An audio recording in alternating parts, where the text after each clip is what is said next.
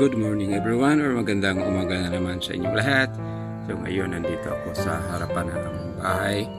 Naghahanap naman ng mga bonsai materials na matatrabaho ko for this morning.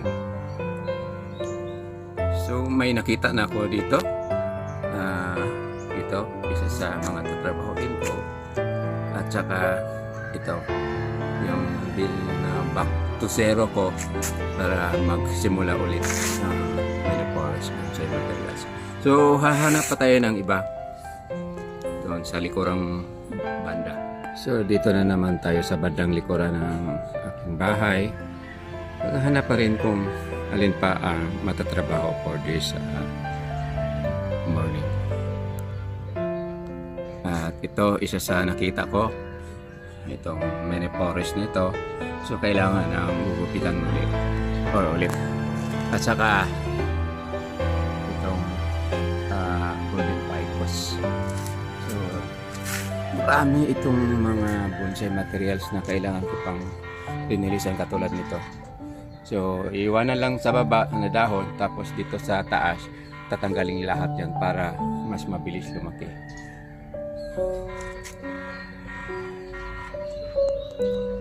So dito namang banda sa tagiliran na aming bahay.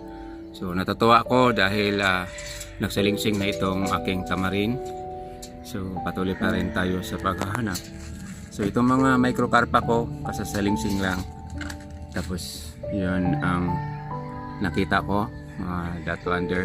That is microcarpa, nakasasalingsing lang, kaya yun ang naisipan kong tanggalan ng dahon na naman kasi isa madali lang trabahuin.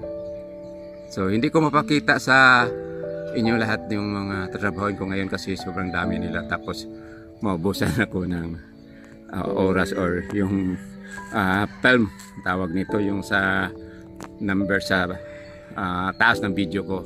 So hindi maganda kung sobrang taas ng video ko. Try ko lang mga around 10 minutes o 8 minutes. So mag-start na ako.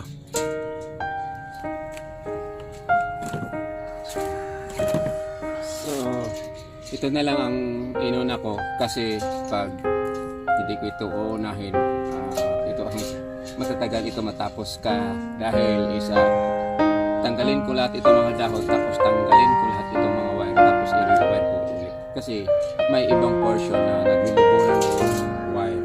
So this picos is a golden picos. So, hindi ko alam ang tawag ng picos sa English, pero sa amin is tawag ito golden picos.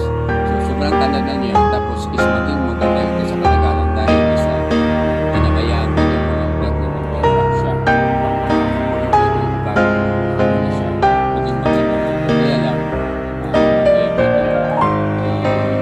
kasi may mga ibang portion na malaki rin yung iba. So compared to microcarpa, I prefer bonsai or microcarpa than this one. So simula na tayo magupit, tapos tanggalan ng wire.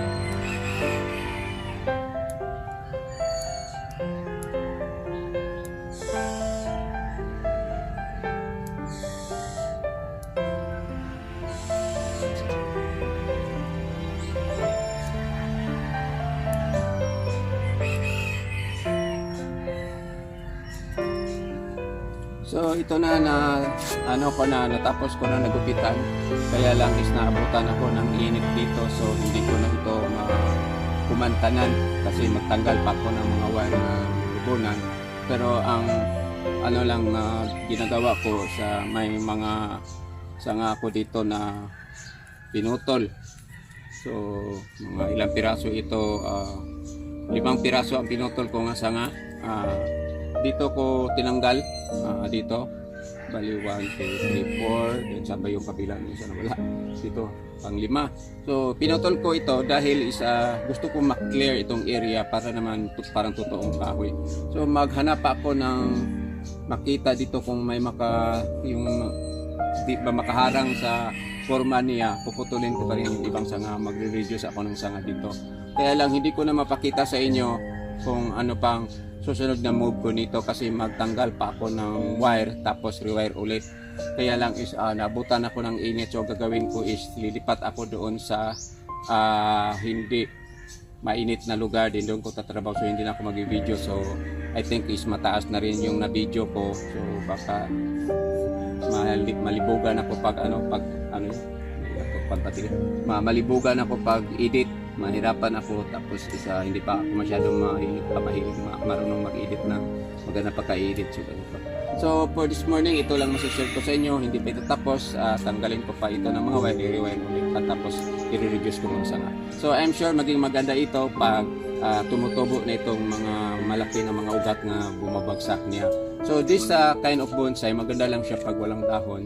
Minsan din, maganda din siya pag bago kong salingsing kasi yellow yung dahon niya pag bago kong salingsing. Pag maluma na, hindi na siya maganda. Pero depende din sa manonood o tumitingin. May iba namang nagagandahan sa tsura, may iba namang hindi. So for this morning, ito lang masishare ko sa inyo. Maraming salamat sa panonood. God bless you all. Have a nice morning. I love you. Bye-bye.